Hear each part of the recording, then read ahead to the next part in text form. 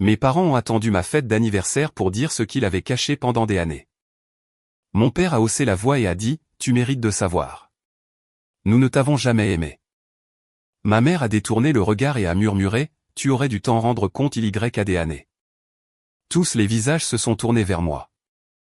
Je me suis levé, j'ai souri et j'ai dit, « Cela explique tout. » Puis je suis parti.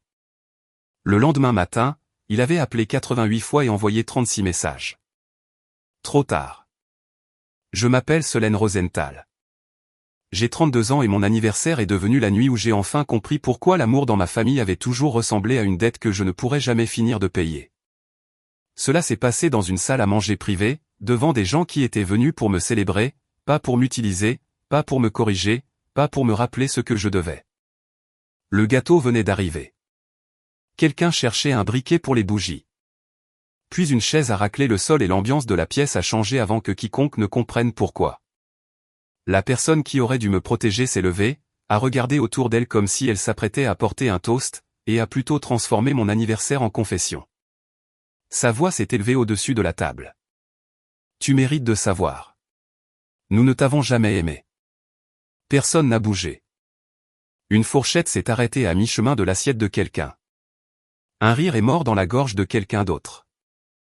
Puis la personne à côté de lui a détourné le regard de moi et a dit doucement, « Tu aurais dû t'en rendre compte il y a des années. » Tous les visages se sont tournés vers moi. Des amis, des collègues, des gens qui connaissaient la version de moi qui travaillait dur, tenait ses promesses, résolvait les problèmes et ne laissait jamais personne voir à quel point j'étais fatigué. Pendant une seconde, la pièce s'attendait à ce que je m'effondre. Mais quelque chose d'étrange s'est produit. Je ne me suis pas brisé. J'ai enfin compris. Chaque dîner froid, chaque service qui devenait ma responsabilité, chaque fois où l'on ne me remarquait que lorsque quelque chose avait besoin d'être réparé, tout a soudain pris son sens. Je me suis levé, j'ai souri et j'ai dit, « Cela explique tout. » Puis j'ai pris mon manteau et je suis sorti avant que quiconque ne puisse transformer ma douleur en une discussion de famille. Le lendemain matin, mon téléphone affichait 88 appels manqués et 36 messages. Trop tard. À ce moment-là, non seulement ils avaient perdu leur fille, mais ils avaient aussi perdu la seule personne qui maintenait discrètement leur monde entier.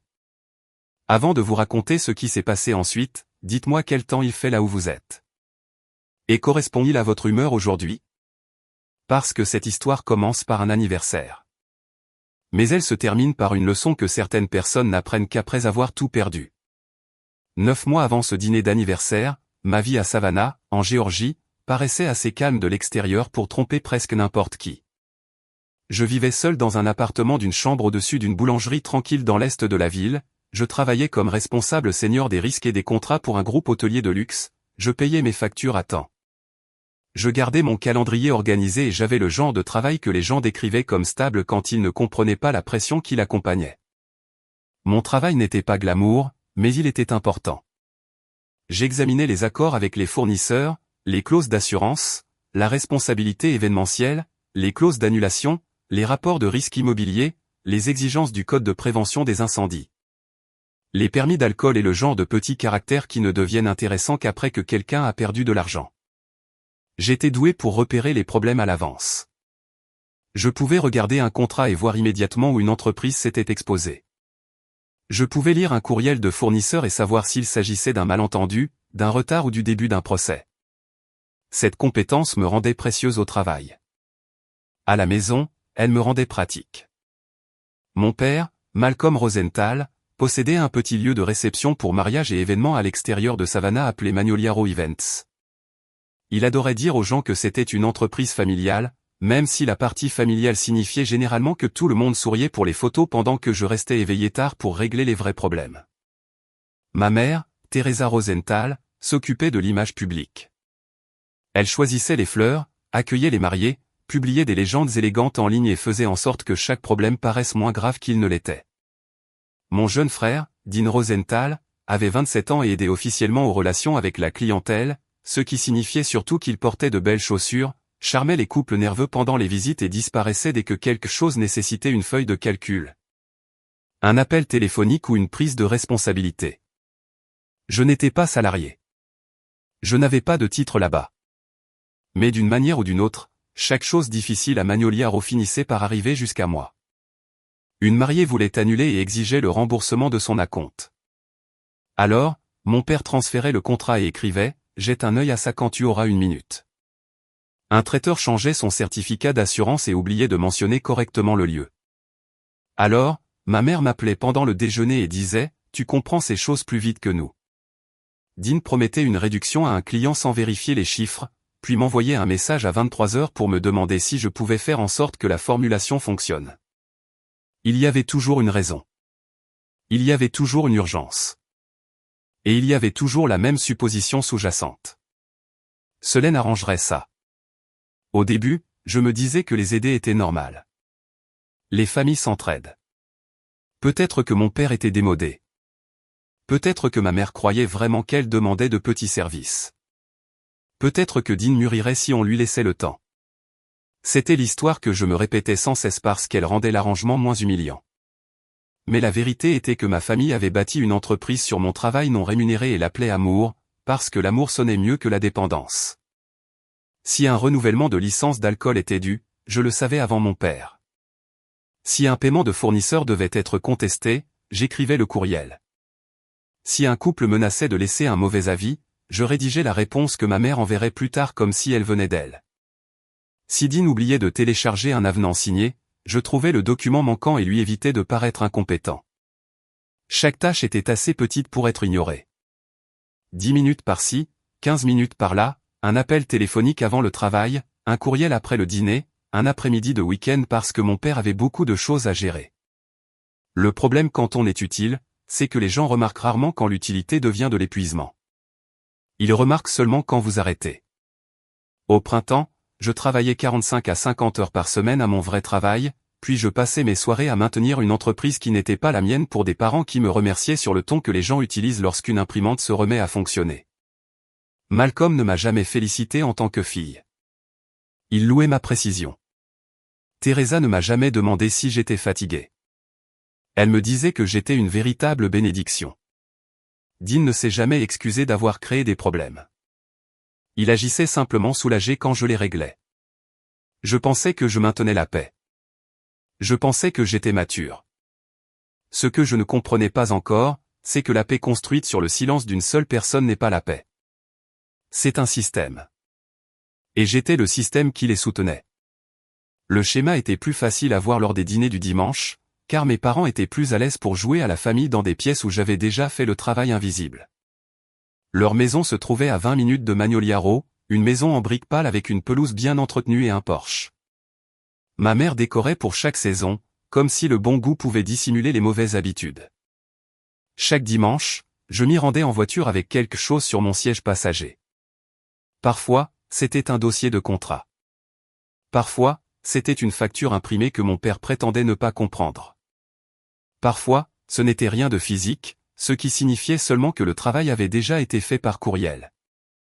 Le dîner suivait toujours le même rythme.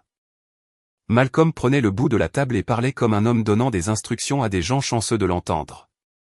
Teresa adoucissait tout ce qu'il disait de tranchant avant que cela ne puisse être nommé. Dean arrivait assez souvent en retard pour que personne n'attende mieux. J'arrivais alors parce que la responsabilité était devenue le seul langage que ma famille reconnaissait de moi. Un dimanche d'avril, mon père s'est vanté d'une importante réservation de mariage qu'il avait décrochée pour l'automne.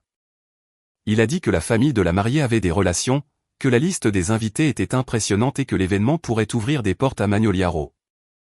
Ce qu'il n'a pas mentionné, c'est que j'avais réécrit l'accord du lieu de réception 2 nuits plus tôt parce que Dean avait envoyé au couple un contrat obsolète avec une mauvaise fenêtre d'annulation et une clause de dommage manquante. J'ai repéré l'erreur, l'ai corrigée et envoyé à mon père des notes qu'il n'a jamais reconnues.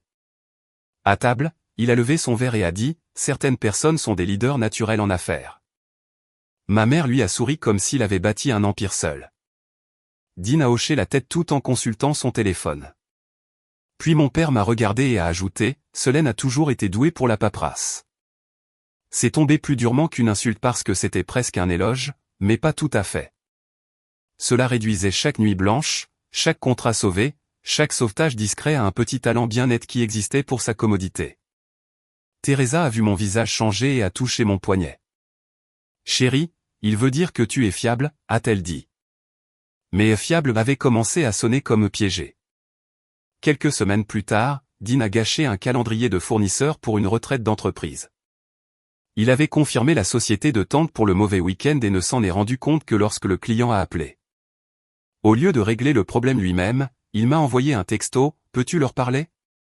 Tu as l'air plus officiel. » Je l'ai fait.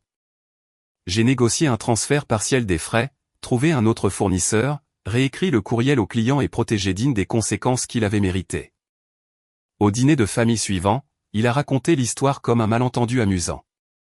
Malcolm a ri et a dit, « Heureusement que ta sœur est obsessionnelle. » Tout le monde a souri. Moi aussi, parce que parfois, sourire est la façon du corps de cacher qu'il veut partir. La seule personne qui ne trouvait rien de tout cela normal était Kira Lawson. Kira était ma meilleure amie depuis ma première année au sein du groupe hôtelier. Elle travaillait dans les relations avec les employés, enquêtant sur les plaintes en milieu de travail qui commençaient généralement par quelqu'un disant « ce n'est pas si grave ». Jusqu'à ce que les bonnes questions soient enfin posées. Quand je lui parlais de ma famille, elle ne les traitait jamais de monstres. Elle disait quelque chose de pire.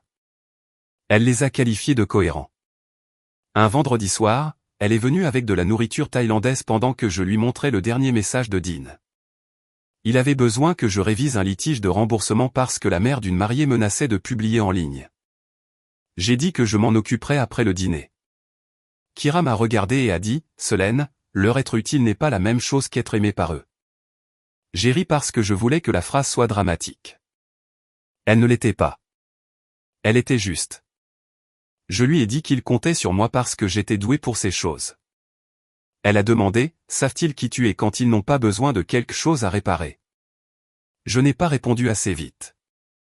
Quelques jours plus tard, j'ai découvert que Malcolm transférait des courriels de fournisseurs avec la ligne Solène confirmera, comme si j'étais une employée.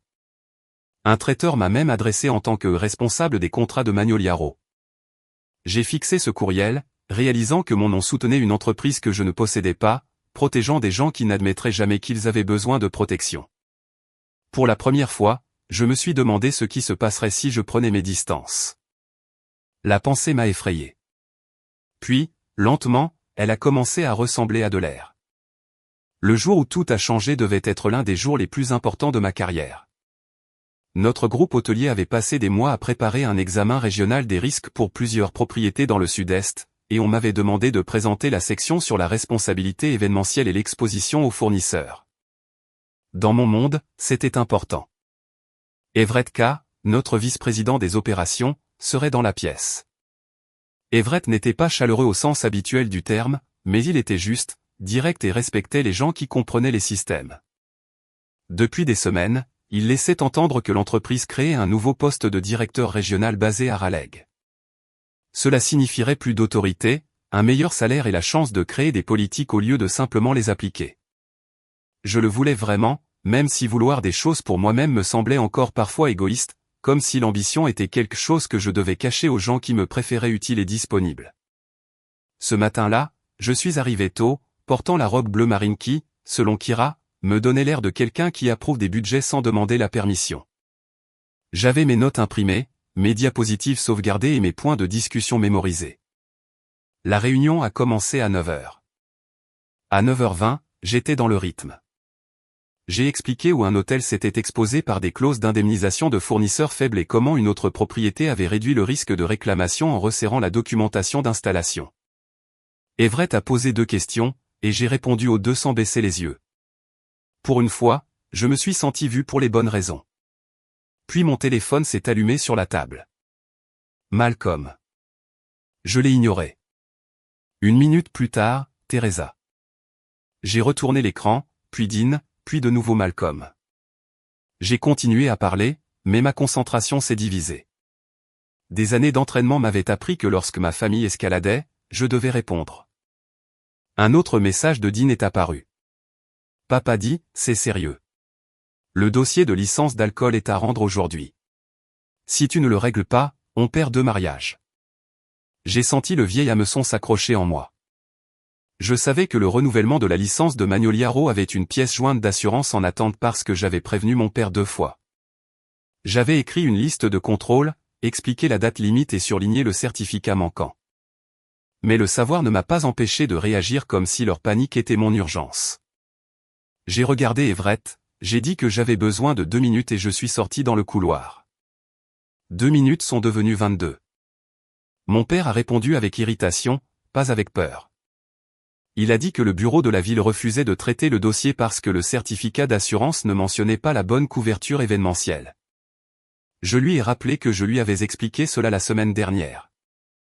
Il a dit que ce n'était pas le moment d'avoir une attitude. Teresa était en arrière-plan, disant « Aide-le, Solène ». J'ai appelé le courtier, appelé le bureau des licences, trouvé l'avenant correct dans un fil de courriel que mon père n'avait pas ouvert, les transféré, et confirmé la réception et envoyé des instructions étape par étape que ma famille prétendrait plus tard avoir été simple depuis le début. Quand je suis revenu dans la salle de conférence, ma section était terminée. Everett m'a jeté un regard, non pas avec colère, mais avec une déception professionnelle. Après la réunion, il m'a demandé de rester. Il a fermé son ordinateur portable et a dit « Vous êtes l'un des esprits les plus forts en matière de risque que nous ayons, Solène, mais le leadership exige de la présence, surtout quand la salle compte sur vous. » Il n'a pas été cruel. Cela a rendu les choses pires. Il ne savait pas que l'appel venait de personnes qui ignoraient le travail jusqu'à ce qu'il devienne une crise. Il savait seulement que j'étais sorti au mauvais moment. 2 semaines plus tard, le poste de Raleigh a été attribué à quelqu'un d'autre. Everett a dit que j'avais été sérieusement considéré, mais que l'entreprise avait besoin de quelqu'un de entièrement disponible pendant les transitions à enjeux élevés. J'ai hoché la tête, les remercié et je suis allé à ma voiture. Quelque chose en moi était trop silencieux pour être de la tristesse. Quand j'en ai parlé à Kira ce soir-là, elle a laissé le silence faire son travail. Puis elle a demandé, « À quoi ressemblerait ta vie si tu arrêtais de les laisser entrer avec toi dans chaque pièce importante ?» Je voulais dire que je ne savais pas, mais je savais. Elle ressemblerait à un téléphone face contre table. Elle ressemblerait à des délais qui n'appartiendraient qu'à moi. Elle ressemblerait à un travail que je n'ai pas perdu parce que quelqu'un d'autre a refusé de lire un courriel. Avant de me coucher, j'ai ouvert mon ordinateur portable et mis à jour mon CV pour la première fois en 3 ans. J'ai cherché à Raleigh, Charlotte, Atlanta, Charleston. Je ne l'ai pas dit à ma famille. Je n'ai pas demandé la permission. Pour une fois, la première personne que j'avais l'intention de sauver était moi-même. Après cela, chaque appel de ma famille sonnait différemment parce que je n'écoutais plus en tant que la même personne. Je répondais encore parfois, mais moins rapidement. J'aidais encore pour quelques petites choses, mais j'ai commencé à mettre les instructions par écrit au lieu de tout résoudre en direct. Malcolm l'a remarqué le premier. Le contrôle remarque toujours la distance avant de comprendre les conséquences. Il m'a demandé pourquoi j'avais l'air distraite. Je lui ai dit que j'étais occupé. Il a dit, « Tu as toujours été occupé. Ça ne t'a jamais arrêté avant. » Il le disait comme une critique, mais j'ai entendu la confession à l'intérieur. Ma disponibilité était devenue quelque chose qu'il croyait posséder. Teresa a pris la voix plus douce. Elle a envoyé des messages avec des émoticônes de cœur et des petites phrases comme « Ton père est sous beaucoup de stress ou Woody essaie, chérie. Il est juste débordé. » Dans ma famille, le stress de tout le monde était réel, sauf le mien. Dean a continué à envoyer des captures d'écran de problèmes qu'il aurait pu résoudre avec un seul appel téléphonique. J'ai commencé à répondre avec des noms de professionnels, avocats, experts comptables, courtiers en assurance, bureau des licences. Il a répondu une fois avec « Pourquoi agis-tu comme une étrangère ?» J'ai fixé cette phrase parce qu'elle disait la vérité mieux qu'il ne le voulait. Pour eux, une fille avec des limites ressemblait à une étrangère. Pendant ce temps, mes entretiens ont progressé rapidement. Une société de développement hôtelier à Raleigh avait besoin d'une directrice des risques contractuels, quelqu'un qui pourrait superviser les accords de nouvelles propriétés, la responsabilité des espaces événementiels, la conformité des fournisseurs et la documentation d'acquisition. C'était exactement le genre de travail que je faisais depuis des années, sauf que cette fois, quelqu'un voulait me payer pour cela et appelait ça du leadership. Le premier entretien s'est bien passé. Le deuxième s'est senti mieux. Le troisième incluait une étude de cas que j'ai terminée en la moitié du temps prévu.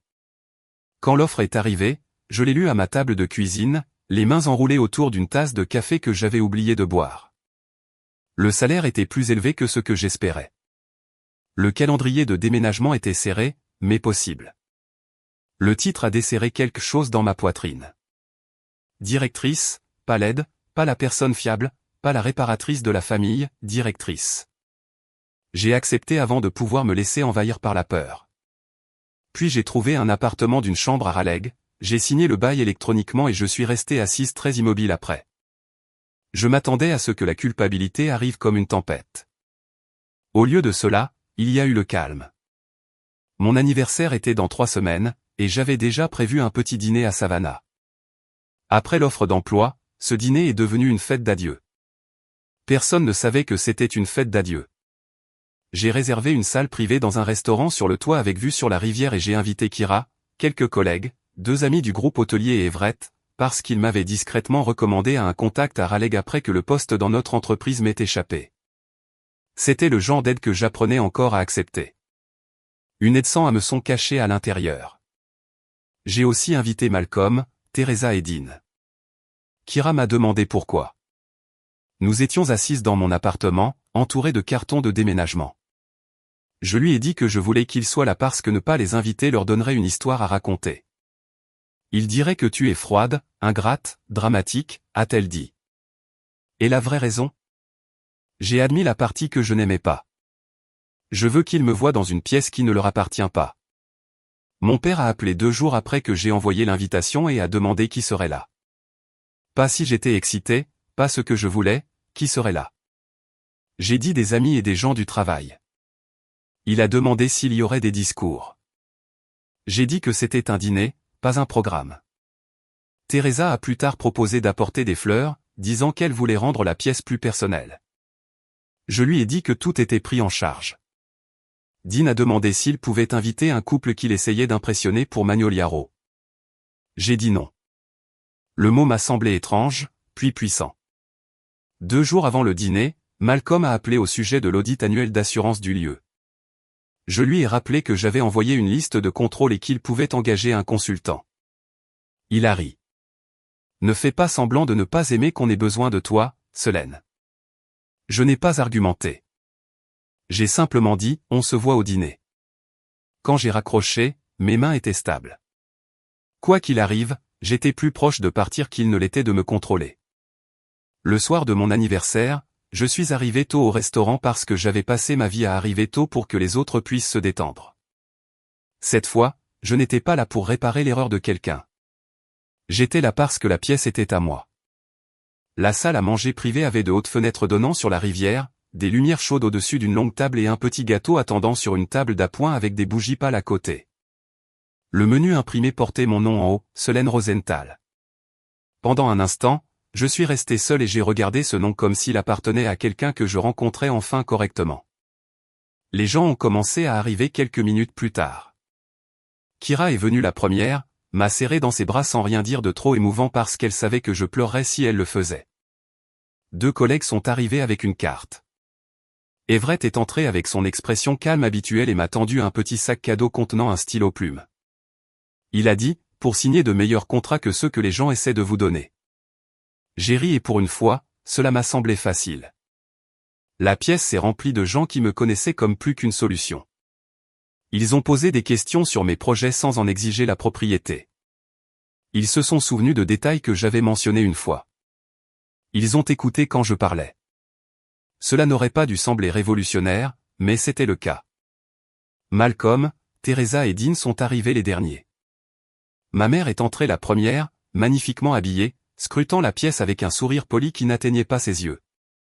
Mon père a suivi, regardant autour de lui comme pour juger si le rassemblement était assez impressionnant pour bien le représenter. Dean est entré derrière eux, consultant déjà son téléphone. Je les ai présentés à tout le monde près de la porte. Malcolm a serré les mains trop fermement et a demandé à Everett ce qu'il faisait exactement dans l'entreprise. Teresa a complimenté la pièce, puis a immédiatement mentionné qu'elle aurait choisi des centres de table plus bas. Dean a demandé où était le bar. Pendant la première heure, ils se sont comportés juste assez bien pour que je me demande si j'avais imaginé le pire d'eux.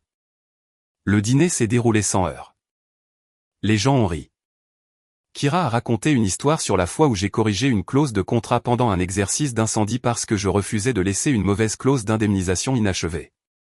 Everett a porté un court toast sur la rareté de trouver quelqu'un capable de protéger une entreprise du chaos sans devenir elle-même chaotique.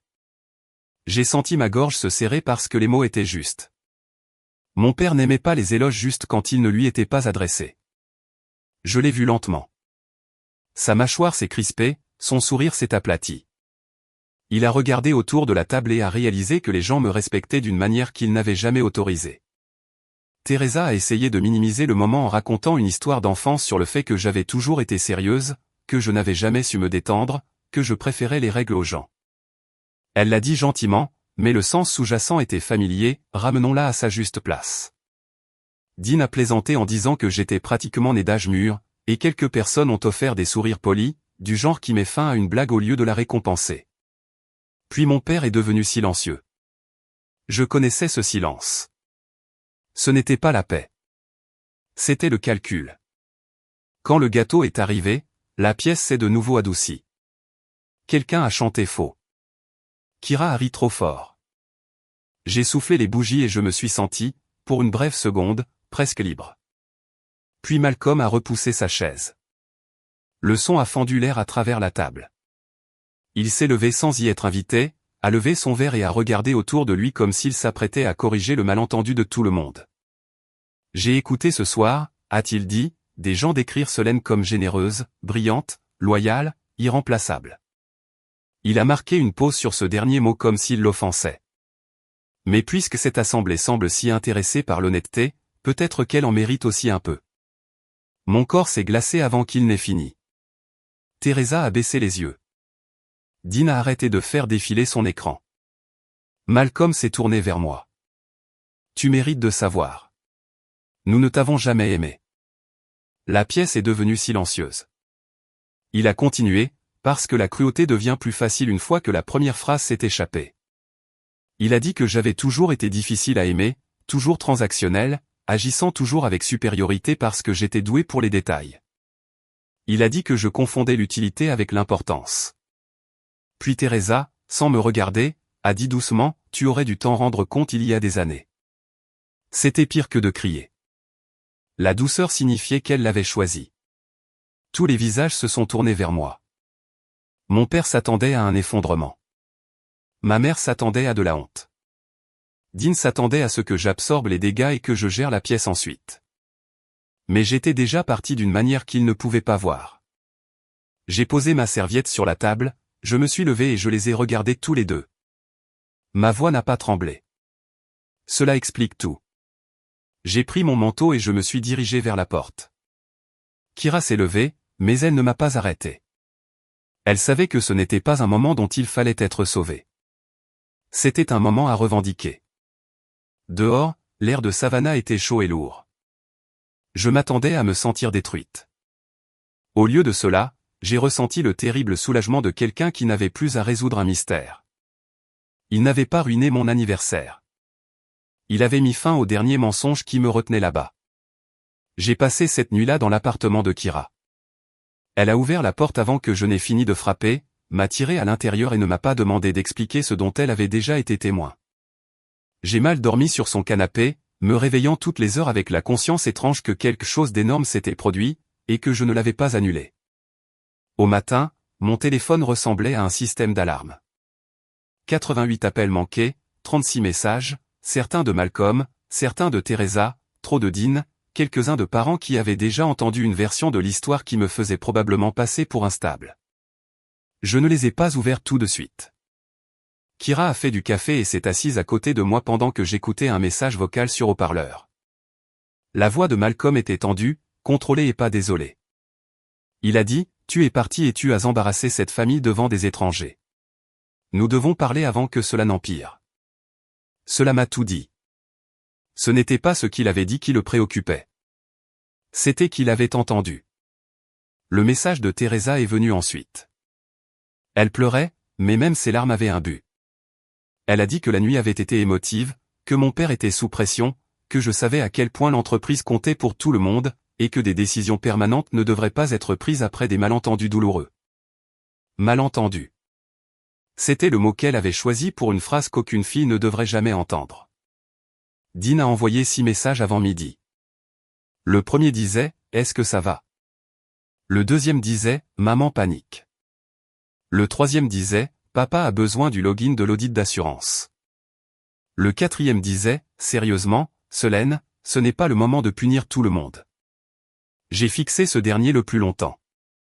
Même après ce qui s'était passé, il croyait toujours que la véritable urgence était mon refus de fonctionner. Vers midi, j'ai ouvert mon ordinateur portable et j'ai écrit un seul courriel. Il était court, clair et plus froid que tout ce que je leur avais jamais envoyé. J'ai dit à Malcolm, Teresa et Dean qu'avec effet immédiat, je ne réviserai, ne rédigerai, ne corrigerai, ne soumettrai, ne négocierai, n'organiserai, ne récupérerai ni ne gérerai plus aucun document, délai, contrat, licence, réclamation, litige avec un fournisseur, demande de remboursement ou problème commercial lié à Magnolia Raw Events. Je leur ai dit de contacter leur avocat, leur expert comptable, leur courtier en assurance ou un consultant rémunéré. Je leur ai dit de ne plus utiliser mon nom dans les communications professionnelles. Puis j'ai cliqué sur envoyer. Pas de discours, pas d'argument, juste une limite par écrit. Les conséquences ne se sont pas produites tout en même temps. Elles sont venues discrètement au début, puis plus vite que la fierté ne pouvait le supporter. Le dossier d'audit d'assurance que Malcolm voulait que je corrige était incomplet. Il a soumis le mauvais certificat et a manqué la fenêtre de correction. Cela a retardé l'approbation de la licence d'alcool du lieu pour les événements prévus. 2 couples avec des forfaits bars ouverts ont menacé d'annuler. L'un a réellement annulé et a exigé un remboursement. Dean a essayé de gérer l'appel et a promis quelque chose que le contrat ne permettait pas, créant un deuxième problème en essayant d'échapper au premier. Teresa a tenté d'arranger les choses avec son charme. Mais le charme ne remplace pas la paperasse. Une organisatrice de mariage qui avait été présente au dîner d'anniversaire a cessé de référer des clients à Magnolia Raw. Un autre fournisseur a entendu ce que Malcolm avait dit et a discrètement retiré le lieu de sa liste de préférences. Dans une ville comme Savannah, la réputation n'explose pas. Elle fuit. À la fin du mois, les gens n'attaquaient pas publiquement mes parents. Ils faisaient quelque chose de pire pour une entreprise bâtie sur l'image. Ils hésitaient. Malcolm a dû engager un consultant en contrat à un tarif horaire qui l'a rendu furieux. Il a appelé une fois depuis un numéro inconnu et a dit « Sais-tu ce qu'il facture pour un travail que tu pourrais faire en 10 minutes ?» Je n'ai rien dit et j'ai raccroché. C'était la chose la plus proche d'une vengeance dont j'ai jamais eu besoin. Non pas parce que je voulais sa ruine, mais parce qu'il se voyait enfin facturer le travail qu'il avait traité comme une obligation filiale. Teresa a perdu sa place au comité d'un gala de charité dont elle parlait depuis des mois. Personne n'a dit que c'était à cause de moi. Ils ont dit que le comité voulait éviter les drames personnels. Dans son monde, c'était pire. Dean, sans personne pour le secourir, a dû arriver tôt, répondre aux courriels des clients, apprendre où les dossiers étaient stockés et faire face à la colère de Malcolm quand il faisait des erreurs. Pendant des années, il avait vécu confortablement à l'intérieur de ma compétence. Sans elle, il a rencontré l'entreprise familiale exactement comme je l'avais connue, exigeante, désordonnée, ingrate et impitoyable. 3 semaines après mon anniversaire, j'ai déménagé à Raleigh. Mon nouvel appartement était plus petit que la version de rêve dans ma tête, mais il était à moi. Le premier matin, j'ai fait du café, j'ai ouvert mon ordinateur portable de travail et je n'ai répondu qu'aux messages qui appartenaient à mon nouveau travail. Pas d'urgence de lieu de réception, pas de réinitialisation de mot de passe familial, pas de mère transformant la culpabilité en tendresse, pas de père faisant passer des ordres pour des attentes. Everett a pris de mes nouvelles une fois pour savoir comment se passait la transition. Kira a envoyé une photo du coin vide de son appartement où se trouvait mon sac de nuit d'urgence et a écrit « Fier de toi ». J'ai pleuré à ce moment-là, non pas parce que ma famille me manquait, mais parce que je comprenais enfin à quel point il avait été lourd de rester disponible pour des gens qui ne m'appréciaient que lorsque je portais quelque chose. Des mois plus tard, Teresa a envoyé un long courriel. Elle disait qu'elle regrettait la façon dont les choses s'étaient passées. Malcolm a ajouté une phrase en bas, disant qu'il espérait que je comprenais que le stress faisait dire aux gens des choses qu'ils ne pensaient pas. Je l'ai lu 2 fois. Puis je l'ai sauvegardé dans un dossier et je n'ai pas répondu. Ce qui est arrivé à mes parents n'était pas une vengeance de la manière bruyante que les gens imaginent. Je n'ai pas détruit leur entreprise. Je n'ai pas exposé de secrets privés.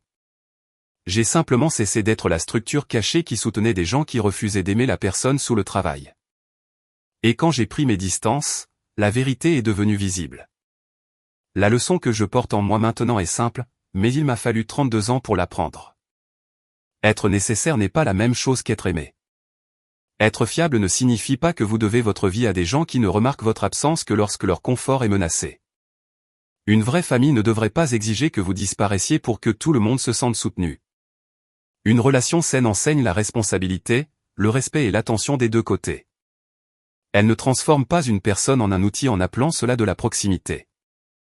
L'éducation n'est pas toujours quelque chose que nous apprenons à l'école. Parfois, la connaissance la plus précieuse vient du moment douloureux où nous réalisons que notre valeur n'a jamais été destinée à être négociée à une table familiale. Si vous avez déjà été traité comme le solutionneur de problèmes au lieu d'une personne, dites-moi quelle partie de mon histoire vous a le plus touché.